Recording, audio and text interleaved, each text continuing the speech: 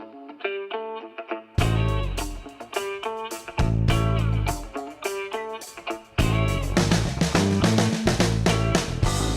you read the news? Have you let it get you? Yeah, people there are saying how bad you're gonna get. And I've been calling to the sky, please don't let more bullets fly.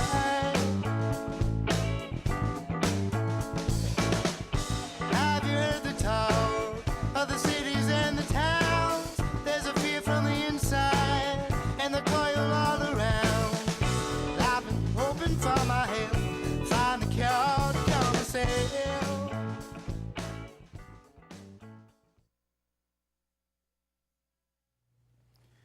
Hello, once again, critical thinkers. Welcome to Critical Mass TV for July 6th, 2014. On this Independence Day weekend, let's remember that critical mass, in this sense, is the fewest number of people required to sustain positive change in the world. Just as the framers of the U.S. Constitution and the Declaration of Independence summoned individual and collective courage in their words, pledging their lives, fortunes, and sacred honors to counteract egregious authoritarian rule, we must now, in a time where even more truths have become self-evident, do the hard work of dismantling absolute rule by corporate domination. In the special declaration, it clearly states, whenever any form of government becomes destructive of these ends, and that is life, liberty, and the pursuit of happiness, it is the right of the people to alter or abolish it and to institute new government. I am your host, Brad Hartley, and I mention that my opinions are my own, and although we would not be in such dire straits if they were more widely dispersed, they are not necessarily the opinions of any guests or of VCAM itself. We are live from the studios of Vermont Community Access Media in beautiful Burlington, Vermont. And how about a little mixed mental arts to buff up your intellectual self-defense? In the words of Frederick Douglass, the tireless fighter for freedom and justice, I would unite with anybody to do right and with nobody to do wrong. So tonight, I ask you a rhetorical question. If our society is headed in dangerous directions, how do we meet this challenge? Who do we declare our independence from this time around? Senator Sanders has his answer. So this is an excerpt from a speech that Bernie gave the other day.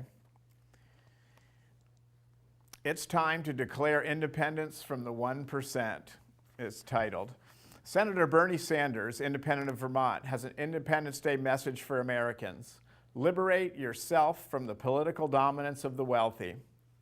In a statement released on Saturday, the potential 2016 presidential candidate urged Americans to remember the profound vision embodied in the Declaration of Independence. Today, while the very rich become richer, the poor become poorer, and the middle class disappears, the top 1% owns more wealth than the bottom 90%, and 95% of all new income goes to the top, he said. Today, while it is projected that 60% of the electorate will not vote in the next national election because they don't see much to vote for, the top 1% will be spending hundreds of millions of dollars to elect candidates to make them even richer. Remember the Declaration of Independence. Governments are instituted among men, and we should add women, of course, deriving their just powers from the consent of the governed. That when any form of government becomes destructive of these ends, it is the right of the people to alter or abolish it. Now is the time to alter our government, Sanders remarked. Now is the time to stop the movement towards oligarchy. Now is the time to create a government which represents all Americans, not just the 1%. No more excuses. We must all become involved in the political process, he concluded. Happy July 4th weekend. Sanders, a Democratic socialist, frequently derides the influence of money in politics and has proposed a constitutional amendment to overturn the Supreme Court's controversial Citizens United ruling. He said earlier this year he was considering running for president to represent the working class and the middle class of this country in standing up to the big money interests who have so much power over the economic and political life of this country. Boy, he certainly would shake up the debate process if anybody knows what I mean there. So who do we declare our independence from this time around? To help answer this important question is my entire reason for being here. Tonight we begin with a recent interview of a personal hero of mine, Jim Hightower, by Bill Moyers on Moyers and Company. So Jim, could you play that first video for me, please?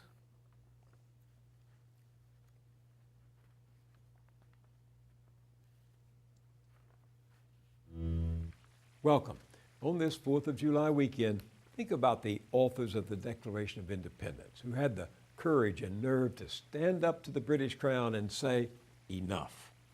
And think of the everyday people, regular people, who then put themselves on the line to back up that declaration. Those patriots have their counterparts today in the fight against the modern tyranny of organized money and its chokehold on our government. These champions of grassroots action are fighting for a rearrangement of power, not from the left or from the right, but from the bottom up. They too are saying, enough. No one speaks more powerfully for them than they do for themselves. One of their best known has been agitating for ordinary people for most of his life. Like the circuit riders of old, spreading the word, Jim Hightower is forever on the road, speaking, riding the electronic rails of the internet, appearing on radio and TV, preaching the grassroots gospel. He's had firsthand experience of politics and government, both as a legislative assistant on Capitol Hill and as the two-term agriculture commissioner of his native Texas, where he fought for small farmers against the giants of agribusiness. In addition to his books, he publishes this political newsletter, the Hightower Lowdown, which many of us consider so essential. I once raised money to help make people more aware of its wit and wisdom. Welcome back, Jim. Thank you, Bill. Great to be with you. Well, you have been sounding the populist trumpet ever since we first met 30 or more years ago. But the walls of Jericho are still standing. Corporate power is practically has the lease on Congress. The richer. Wall Street is back on top. And politics at almost every level is overwhelmed by money. The robber barons have won. Wouldn't you acknowledge that? Well, the robber barons are certainly atop, but I believe is this populist fervor that is challenging that robber barony that we have dominating pretty much every aspect of our lives. Politics, the economy, whether you get a job or not, and whether that job comes with any pay, much less health care, and the media, right on down the line. Yet, in every one of those segments, there is a growing rebellion and an increasing awareness among different groups fighting different battles that they are connected to the other groups. It's not a movement yet, but it's beginning to connect up. There's now this group called the United Workers Congress, and these are 10 different very low-income employee sectors. They're farm workers, they're nannies, they're taxi cab drivers, they're day laborers, and they're adjunct professors. Adjunct professors. Professors. Is an unusual participant in a coalition like that? They are paid a poverty wage. No health benefits, no security, job security, just like fast food workers, in fact. What does that suggest to you? It suggests that people are beginning to get together and see their common interests. So here are the highest educated poverty workers in America with the lowest educated poverty workers, and seeing that they are in the same boat now. And that realization is a powerful political potential. I'll give you another example. We had a world protest against McDonald's. There were 30 countries involved in it. That takes organization. Again, it's not high visibility yet, but neither was civil rights until it popped out. To me, these things have a dynamic of their own, a life of their own, and there comes a point at which the people are pushing and more politicians begin to respond. Elizabeth Warren in the Senate makes a difference. Do you know about the New Deal? Yes. I'm not talking about Franklin Roosevelt's political platform. Right. I'm talking about a new organization in Washington, led by Wall Street Democrats like Cory Booker of New Jersey. They formed recently a group that can raise campaign cash secretly from anonymous donors, and so far they've raised it from some of the same big corporations that are also contributing to Republicans: Walmart, Pfizer, Big Pharma, Comcast, and others. Friendly corporate lobbyists help run this. One of its board members is a lobbyist for the U.S. Chamber of Commerce, and they call themselves the New Deal. That is exactly what's wrong and why people are sick of politics. That you would think that the answer, that a Democratic organization would think that the answer is for them to get corporate money as well. That's what happened in Texas. People didn't turn right wing; they quit voting because the Democrats quit being Democrats for exactly the reason that what Cory Booker is doing there. They went out and got the corporate money, and if you take that check, you know you're not going to be talking populist, old Democratic rallying the troops and going at the bastards and big shots and BSers. You're not going to be talking about good jobs at good wages, not just jobs, good jobs that have wages attached to them, living wages. You're not going to be talking about Medicare for all. Not Medicare through the, or health care through the insurance companies, but just you're born, you get Medicare. That's it. People would have understood that. Well, we need to change the system. So our politics are not dependent on a handful of rich people putting the money up to have a real politics. Instead, get back to that grassroots politics, and that, again, is what I see happening around the country. There's, as you know, this fracking movement across the country. Mostly apolitical people, often conservative people, Republicans, who now are just astonished and appalled that corporations are doing this to them and that their own people of their own political belief are doing this to them, are not helping them. So they're in rebellion. You've got 4 cities in Colorado last fall passed ordinances against fracking in their towns. There's going to, I think, be not settled yet, but it looks like there'll be a constitutional amendment on the ballot in Colorado to allow cities to set their own terms of whether a fracker can come into town or a Walmart can come into town, that a community, a city itself, has rights that are superior to corporate rights. You know as well as I do that most members of Congress are not even trying anymore, not listening to everyday people, not talking their language, not even knowing the regular folks. I don't even think they're scared anymore of not pleasing the people. They're more scared of not pleasing their donors. And so what's going to happen if there is a convergence of this popular agitation and discontent, and it runs into the walls of Jericho? Well, there will be blood, I think. There will be heads bludgeoned. You're not saying to people, take up your guns and... No. But take up yourself and get on the front lines, get in the face of power, and that power will have guns and will have clubs and dogs, and they will unleash that on us. But we've got to be brave enough to do that. It's been inevitable in every big movement. Even the women's suffrage movement, had violence against those women. And we certainly saw it in the civil rights movement. We see it in the environmental movement. The movements that have come along and succeeded have had to put not just their selves on the line, they had to put their heads on the line, and more people are doing it. Again, something like the fracking movement. People are taking abuse and under arrest. But Jim, the Occupy movement, for example, started in 2011, spread around the world. It had wall-to-wall coverage from some 24-hour networks. Everyone was talking about it, and then it disappeared. Well, one, it didn't disappear. It went into the countryside. There's a group called Occupy Our Homes that has helped to save at least hundreds, if not thousands, of people from Citigroup and Goldman Sachs and Gets JP no Morgan press. Chase. No, it gets local press, but very little press. But they are still out there. But what Occupy did was to change the discussion. You could ask Mitt Romney about that. It put inequity, the 1% versus 99%, smack dab in the middle of the 2012 presidential election.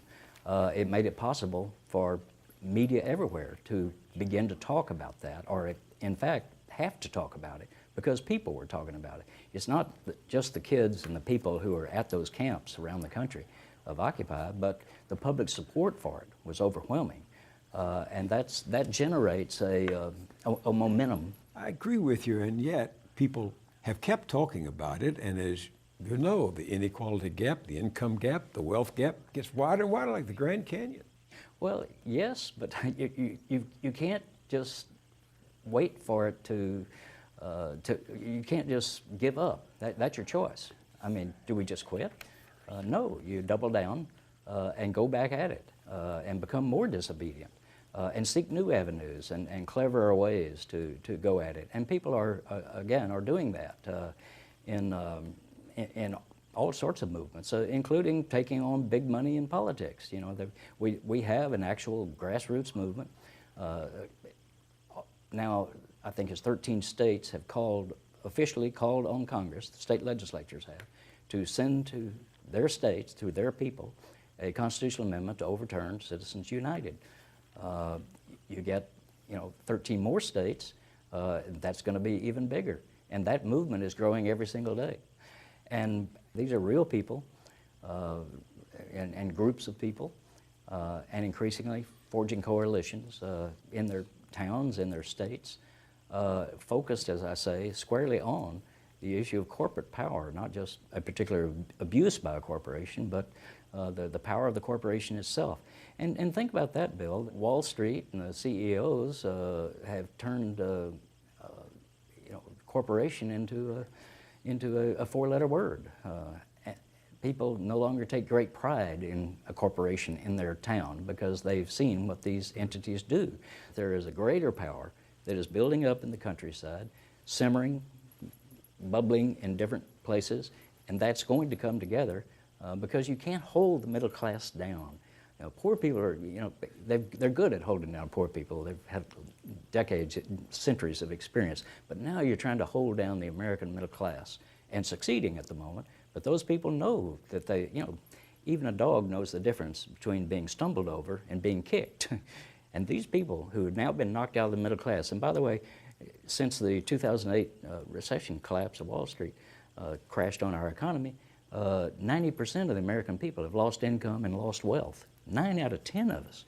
That's a lot of people to hold down and think that those people are not going to rebel. They're beginning to rebel. That's what I'm saying.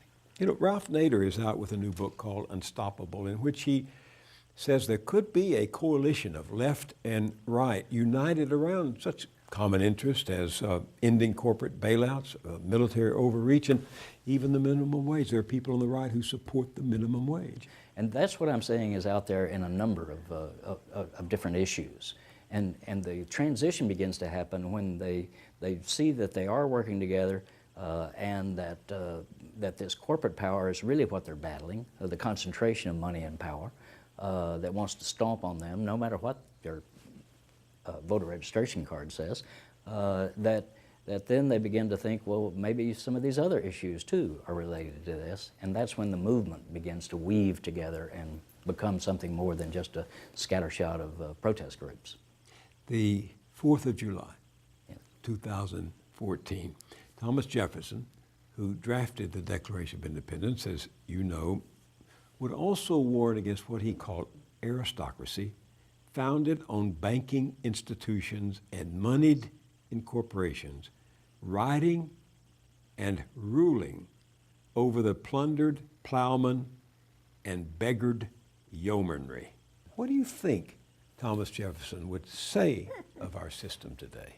I think he would say that this is the exact opposite of what we were talking about. Now, there wasn't much democracy in the first U.S. government, 1789, I guess, when it took power. Only 4% of the people were even eligible to vote. You know, you had to own land if you were a white man to be able to vote. And of course, if you're African American, Native American, woman, you know, no, you couldn't vote. So there wasn't a lot of democracy there, but their vision, their ideals were there of a greater democracy, and they understood about corporate power even in that day. Because you got to remember that the original Boston Tea Party was not just about King George III's government. It was about the East India Trading Company and the way that they were treating the merchants and the consumers in the colonies, and people hated them. And in fact, that's the tea that they were throwing overboard, was the East India Trading Company's tea. That spirit has been a part of America from the very beginning. So, you know, people are ready for that kind of politics, and if they see it beginning to work somewhere, then they take greater heart, and they make a bigger effort, and other people join with them. That's, to me, how you build a movement. Jim Hightower, thanks for joining me. My pleasure.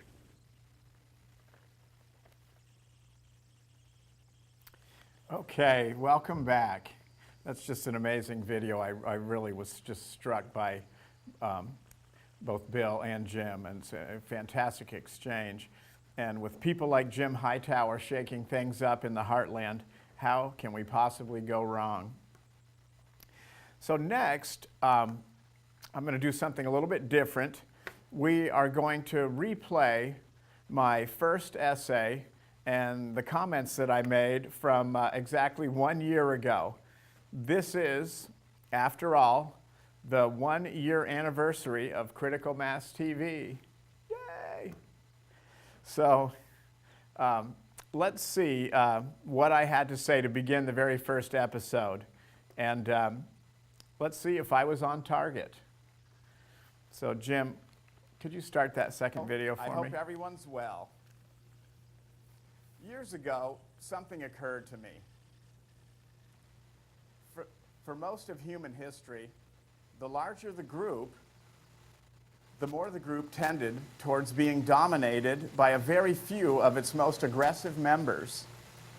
And in that basic dynamic lay all the negative things that plague our societies to this day.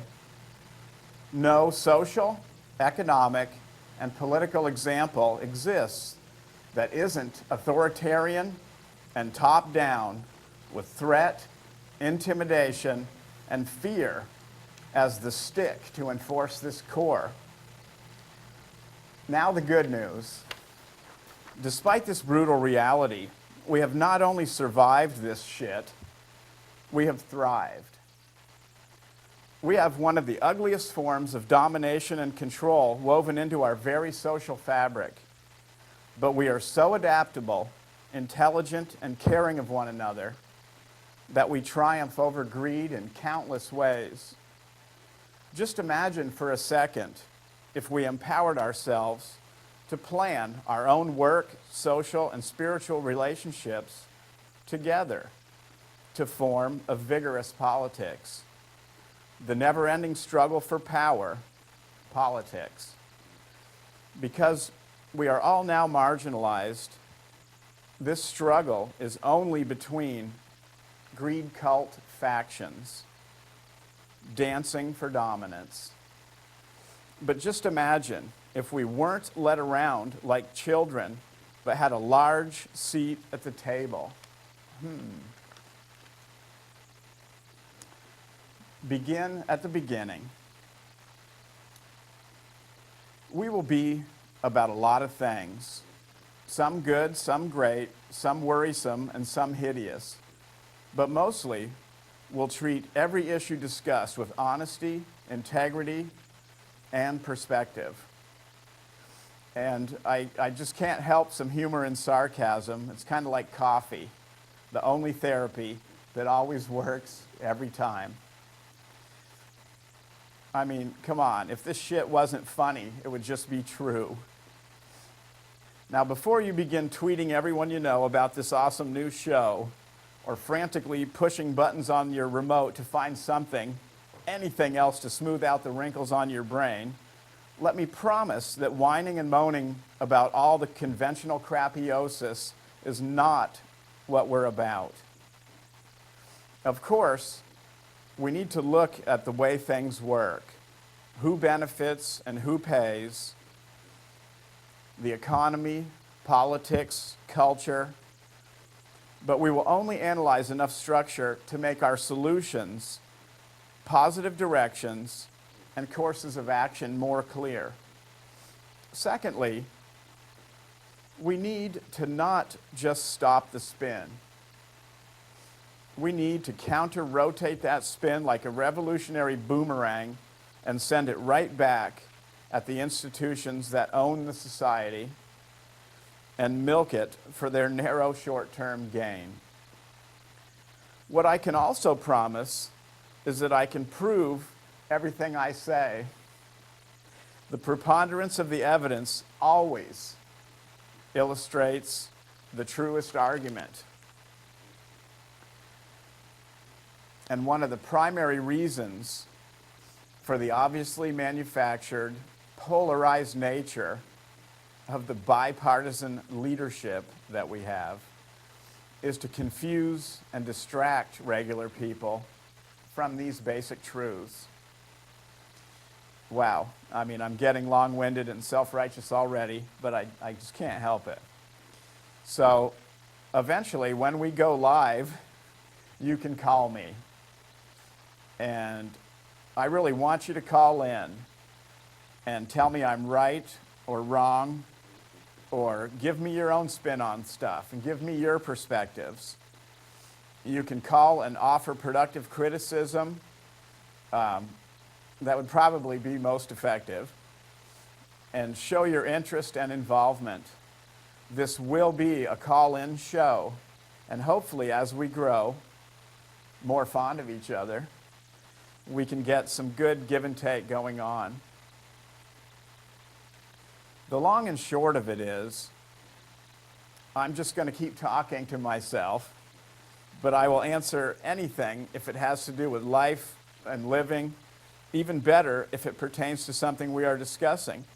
But as you will see, I'm not too picky.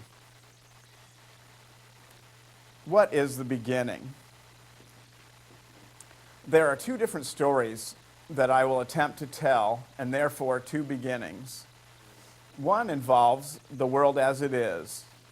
Sometimes depressing, yes, but instructive and important to understand.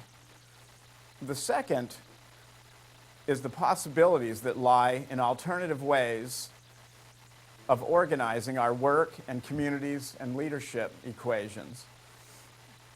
What we need, just as a group of people, and especially young people, is intellectual self-defense. How to identify constructive, predominantly true information, and how to tell it apart from manipulative, extractive thought control that's designed mostly to benefit other people besides yourself. So that leads into probably the most important thing that needs to be worked on. It is a multi-layered communication network centered around participation. Broadcast TV and internet live streaming, including all progressive websites and news sites, directories and links. Many people, myself included, aren't able to hunt and peck hundreds of different sources, if not thousands, to build an idea of honest information. We need some cohesive sources that we can trust, which is what a responsible commercial or public media would actually consist of. And then a major framework that we need to develop is economic and political parallelism. And what I mean by that is, if anyone travels to New York City and you actually see the size and the scope and the power of multinational corporations and Wall Street, and if you're standing there and you watch a bunch of fighter jets fly over, and you watch a giant U.S. Navy vessel sailing out to sea, you realize that realistically none of that stuff is going anywhere in the short term. But in-touch, participatory political groups driving change can have a serious impact on what those institutions do, how they react, and how they respond to us as regular working people. Just a few ideas: community-based banking and insurance, working partner owner or WPO corporations, highly democratized, WPO or working partner owner infrastructure organizations, seeding and maintaining future transportation, distribution, and commercial networks. All other groups wanting to work to common purposes, and individuals wanting to work towards common purpose. Driving change, innovating effectively, and implementing our own constructs to parallel the long-established constructs that are highly extractive of our communities. If you can't beat them, beat them. And let me say that again. If you can't beat them, beat them. And I mean at their own games. All Wall Street parasites, all fossil fuel energy megaliths, all warmonger death manufacturers are poised and ready for most contingencies. They've been working on contingency planning for a long time. What they can't handle is being ignored. It's the worst possible thing that could happen to them. And bypassed, made obsolete by the common sense of common purpose.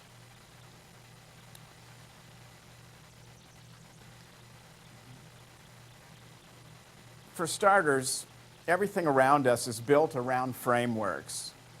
From the simplest human concept to the busiest natural system, it's helpful to realize that everything is understandable if we identify the frame and supports and contrast and the context that it exists within.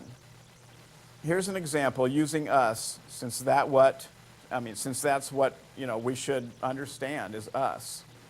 So pretend there's a journalist from Beta Centauri.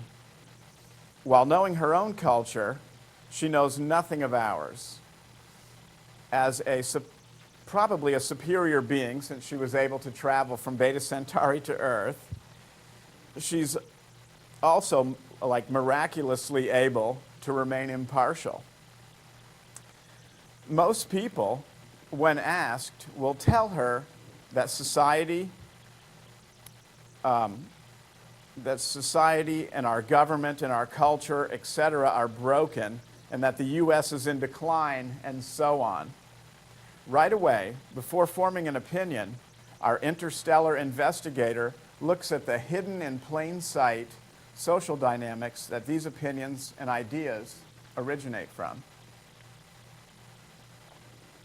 For thousands of years, every large group of humans and all they possess has been entirely owned by only 1 or 2% of the group's members.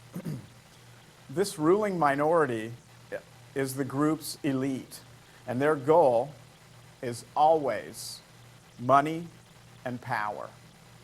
Somehow this tiny bunch uses its neighbors like a mining operation and extracts as much wealth as it possibly can. Hopefully, and I say hopefully, without collapsing the village, city, nation state, or kingdom that they live in. In many situations, past and present, this is accomplished by threat and intimidation. Give me what I want, or you are tortured, your family's persecuted, or you're going to die. In more sophisticated systems, like those in industrialized areas, this becomes problematic because even with a background of fear and disconnectedness, given the resources and the chance, people resist this kind of domination. And they resist it sometimes very aggressively. So out rolls the thought control mechanism. which replaces brute force and like threat and intimidation. So the thought control mechanism, which is around us at all times, it controls people's behavior by limiting what they realize is possible. You don't know what you've never heard. People can be tricked quite easily to support structures that are counter to their obvious self-interests. Both of these constructs are domination and control mechanisms being orchestrated by repression apparatus. Our impartial observer would see today corporate capitalist mega companies with absolute, unchallenged, and almost unchecked power, rooting and rutting like a giant undead mega hog at the trough of what the rest of us see as our communities. Since this framework has evolved over thousands of years, everyone is in on it. Business, industry, banking, insurance, the entire political class, which is merely an extension of big business, primary schools, high schools, universities, colleges, and the corporate media work together with an unwritten charter to indoctrinate, over-specialize, distract, discourage, and belittle us to keep us from our actual designed purpose. And yeah, we do have a designed purpose. We are mammals existing on this planet. We are space creatures actually flying through space right now. So yeah, space creatures do exist. So our design purpose is to organize among ourselves and counteract exploitation and leverage fairness against the inevitable greed cult that always tends to form at the top of human social structures. She would quickly see massive evidence to support this analysis. Look at the power of Wall Street banks before and after the global collapse caused by large-scale gambling with people's pension funds, residential mortgages, etc. Anyone else, this would be criminal behavior, and you would go to jail and you would be prosecuted. Not only was this most massive fraud in history instantly bailed out by a supposedly broke federal system. I mean, how many times have you heard that we're all running out of money and we have no money for anything anymore? No one or thing was publicly investigated, prosecuted, or even timidly re-regulated to protect us from a recurrence of this obviously criminal behavior. Not only that, but even more, Wall Street executives were installed in Obama's administration. I think there's at least 6 at the very highest levels of Obama's administration, Wall Street executives, to ensure that exactly nothing is done without the express approval of these massive parasitic wealth enhancers. They are literally insured in their criminal behavior by the federal government. I mean, who else has that kind of insurance policy? I know my little business opportunities have no insurance. If I fail, if I gamble and I fail, I'm absolutely done. And then there is no backup support, which is, of course, pure corporate socialism. Remember, with each successive bubble burst and crash, power and wealth get entrenched while people suffer and become weaker and more disillusioned. And it's boom and bust. It's boom and crash and boom and crash. We could go over, and we will go over, several of these cycles that have happened just in the last 10, 15 years. So the present system that is fragile at best for working people, while multi-trillion-dollar institutions are subsidized by corporate welfare, is not just perpetuated but strengthened and made more impenetrable to even basic oversight and balanced regulation. She would see that between $27 and $40 trillion of private wealth has been stashed away in the Cayman Island havens, banking havens alone, in a gigantic tax dodge by the super rich. And these people are primarily US and European citizens. Incomes for working people have been declining since 1970. And I mean, yes, incomes have been declining since 1970. While our productivity, or the productivity of American workers, has been basically growing at a very robust rate. So our incomes have been declining, but our productivity has been expanding. Corporate profits and executive salaries have increased hundreds, if not thousands of %. Guess who doesn't want to share and is rigging the entire system for their own benefit? So the difference between the declining wages of the American worker since 1970 and productivity, that difference in those two lines, the declining wages and increasing productivity, that space through time in dollar amount, in dollars, that is the $27 to $40 trillion that has been squirreled away and stashed in offshore tax havens. I mean, who can get away with that? So she would marvel at the ingenuity of the exploiters and the susceptibility of the rest of us. I'm going to ask a rhetorical question now. Why do you think there is no labor section in the New York Times? Think about that for a minute. There, in every publication and on every network, there's business show after business section after business show.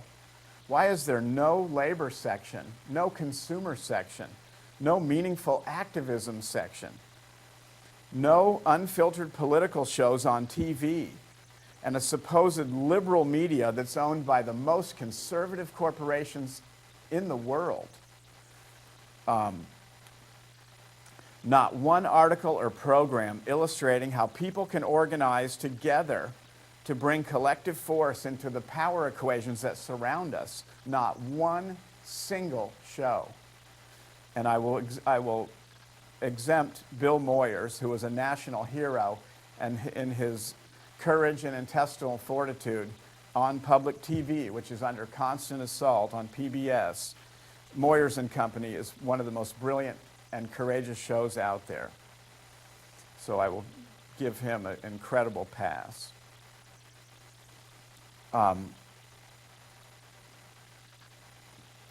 That is politics. This endless, never-ending struggle for power. Most of us do nothing or fight voraciously against our own self-interest. She knows politics is the never-ending struggle for power. She will document that these ruling elites are so entrenched that they are never going away, but how with a few simple steps, the expendable majority could not only get a seat at the table, they could even order dessert. She sees how the elites are actually quite fearful. And the example of that is the lack of a labor section in the New York Times. That's not just so we are not, so as I said before, you don't know what you've never heard, but that actually is an example of fear. They're very, very afraid at high levels of us actually organizing and working together. They know that an educated, motivated, Arab Spring-like uprising could mean the end of absolute corporate domination. The ruling classes, by their omission of the obvious, by their obvious omission of the obvious, show their weaknesses. If large numbers of people prod these faults, the greed cult stumbles. If you aren't supposed to organize out of the mainstream, you organize. If you can't get any information besides watered-down crap run through corporate filters, you build your own media and information systems. If you're getting financially raped by Wall Street and its cronies, you build community-based nonprofit banking and financial services. If the federal system is rotten to the core with influence peddling, corporate welfare, militarized insanity, The organized working people should exercise their obvious constitutional duties to disassemble it and restructure it with more sustainability and anti-royalist and corporatist safeguards. I mean, really, honestly, and I don't mean to insult anybody's intelligence, and I don't mean to seem superior or holier than thou, but this is 7th grade social studies stuff. 6th grade, possibly, or 5th grade. She will conclude that there is a desperate need for intellectual self-defense for the people, some mixed mental arts training, beginning early on, so folks can tell propaganda and manipulation from good information and empowerment. For an eternity, we have been conspired against by what I call the hallucinati, an elite that is hallucinogenically out of touch, but so large that it's not technically conspiratorial. It's mainstream. It is a shapeshifter that can be grabbed by the tail and made to halt its mono-obsessive service of power. Traumatic stress. Traumatic stress. We hear about traumatic stress a lot in reference to soldiers returning from occupations abroad.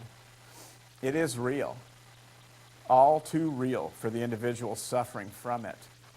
It is also what's happening to American society.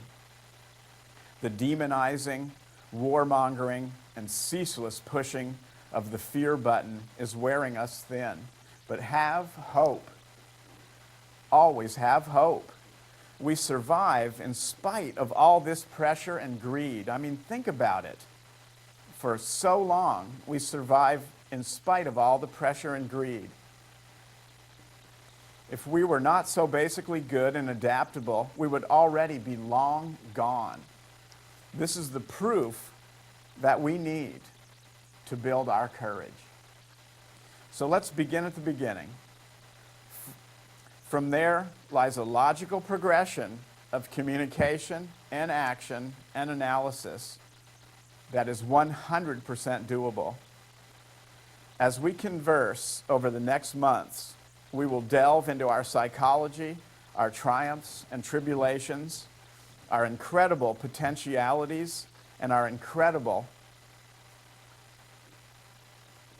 well, adversaries. When we shed light on the truth, the poetry humbles itself in the afterglow. We need to grapple with the next obvious level of non-violent resistance. That is to convert reactionary resistance into actually controlling the key centers of our lives and living, and not contract it out. We can do it. It's easily imagined, and the evidence is all around us of our limitless potential.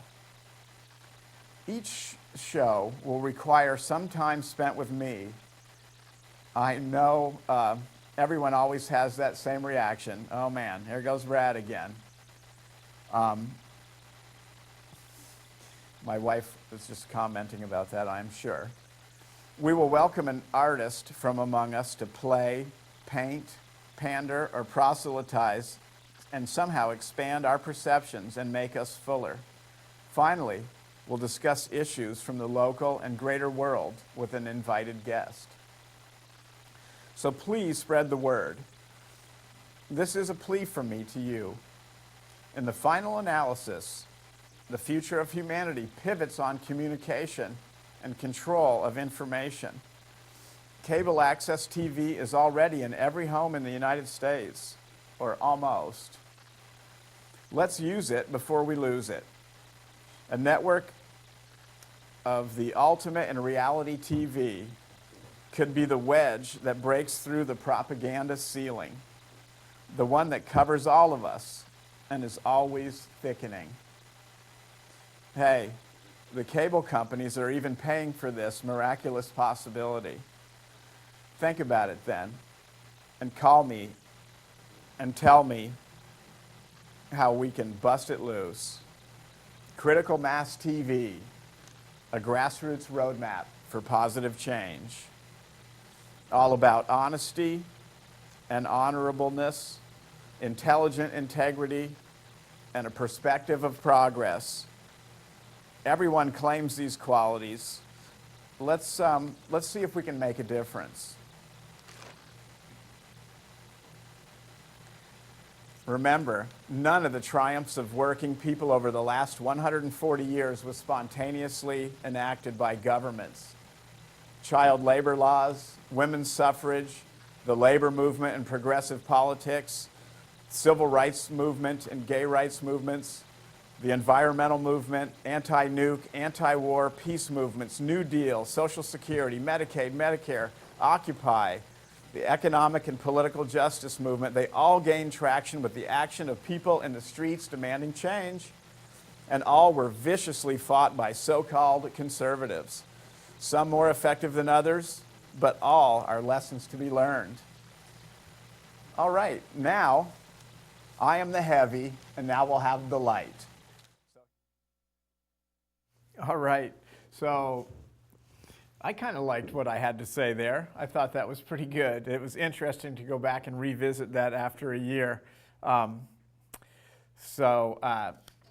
is nothing new under the sun would be my summation of that. So my personal view is, and it has become obvious over this past year, is that our very survival as a species requires us to declare our independence from the greed cult of global corporate capitalism itself. And I am not alone in that opinion. To finish the show out here, the French economist Thomas Piketty has a new book that illustrates many of the self-defeating and destructive aspects of capitalism. Like many, however, he wears large blinders. And this is an essay by Fred Guerin, an op-ed piece, I should say, that was published in Truth Out on the 26th of June, 2014, called The Compelling Conclusion About Capitalism That Piketty Resists. The excesses of capitalism are not simply a question of bad management and a political unwillingness to properly regulate it by imposing the right sort of checks and balances, but symptoms of a fundamentally and irretrievably flawed system that tends toward destruction of human and other life. The idea of capitalism as an expression of economic freedom that also secures moral and political freedom of thought, or the notion that free market economies are guided by an impartial mechanism of supply and demand, an invisible hand, to use Adam Smith's metaphor, are both powerful indoctrinating notions. As such, they bear little resemblance to actual reality. Smith himself never used the word capitalism, preferring to call his economies, or his economics, a system of natural liberty. In fact, the inner logic of capitalism can be difficult to get hold of simply because there have been different configurations of capitalism throughout its history. In its classic form, before the advent of corporations, when there was still an implicit sense of social responsibility and insatiable greed was considered a vice, capitalism might have appeared less virulent. Additionally, there is reason to believe that capitalism unfolded differently in different countries with distinct political and legal frameworks. All of these contingent factors are worthy of consideration in any assessment of capitalism. However, it is also reasonably clear that once we actually look at history, it is difficult not to conclude that pretty much every embodiment of capitalism, classical capitalism, oligarchic or corporate capitalism, casino capitalism, entrepreneurial capitalism, they presuppose similar elements. Private property, ownership of the means of production, notions of unlimited growth, the maximization of profit, using wealth to create wealth. They also embody a form of instrumental rationality, the kind of rationality concerned with maximizing profits and minimizing costs. In its globalized corporate form, capitalism has been able to relentlessly realize this form of instrumental reasoning on a large scale, and thereby show itself as one of the most destructive and undemocratic economic systems humans have ever come up with. Unfortunately, neither propaganda nor abstract economic theory can help us grasp this fact. The reason is primarily that the latter do not really speak to the false theories of human nature capitalism presupposes, nor do many of them elaborate capitalism's legitimating normative, moral, or political origins. Most crucially, they are often silent regarding the devastating impact that it has had on the environment since it first emerged during the course of the 18th and 19th centuries. As Chomsky insightfully puts it, there is capitalism, and then there is really existing capitalism. What then is really existing capitalism? Thomas Piketty's Capital in the 21st Century gives us a few clues, though not by any means the whole picture. It is replete with startling empirical evidence in the form of charts, graphs, informative statistics, mathematical logical expressions, and astute critical historical analyses. Piketty's work draws a number of sobering conclusions about the present dynamics of wealth and income distribution that exposes not merely the dark underside of capitalism, but a central contradiction within it. Thus, Piketty concludes, wealth accumulated in the past grows more rapidly than output and wages. This inequality expresses a fundamental logical contradiction. The entrepreneur inevitably tends to become a rentier, more and more dominant over those who own nothing but their labor. Once constituted, capital reproduces itself faster than output increases. The past devours the future. The past devours the future. But what if the bizarre inverted logic of capitalism has always been its real point? What if, under the rubric of capitalism, the powerful elite are given permission to act as if it simply doesn't matter whether their ever-expanding wealth might actually devour the future or wear the world out faster, to borrow a phrase from Orwell? Do they not often appear to live in an all-consuming present? Get what you can for yourself right now, and don't worry about others or even about tomorrow. Moreover, is not such an attitude sanctioned by capitalism the reason why this particular economic system requires endless cycles of economic crises? Perhaps Piketty's point is that if it doesn't matter to the elite, it should at least matter to us. But if it does matter, then it is up to the rest of us, including experts like Piketty, who grasp the reality of capitalism better than anyone else, to imagine real alternatives to such an economic system, to think outside of the present paradigm of endless development, profit maximization, and disastrous austerity measures imposed on whole populations. Despite the apparently glaring logical contradiction within capitalism, Piketty still holds to the idea that it can be properly disciplined through progressive annual tax on wealth. But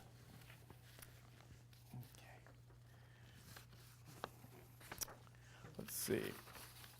Perhaps the refusal to ask critical questions about the viability of capitalism might be explained by the fact that even today many economists still hold to the mythic assumption that impartial, self-regulating market is no more than a theoretical expression of the order of human nature itself, and not, after all, a product of powerful political and moneyed interests. This belief has distant origins in Thomas Hobbes' fear-inspired mechanistic account of human beings who in their natural state are warlike and driven by self-interest. But what if the incapacity to imagine alternatives is not because we are naturally selfish, but simply a function of the reality that in capitalist societies we are all conditioned to see the world in terms of individual economic self-interest rather than in terms of common human good, planetary limits, health, and equilibrium?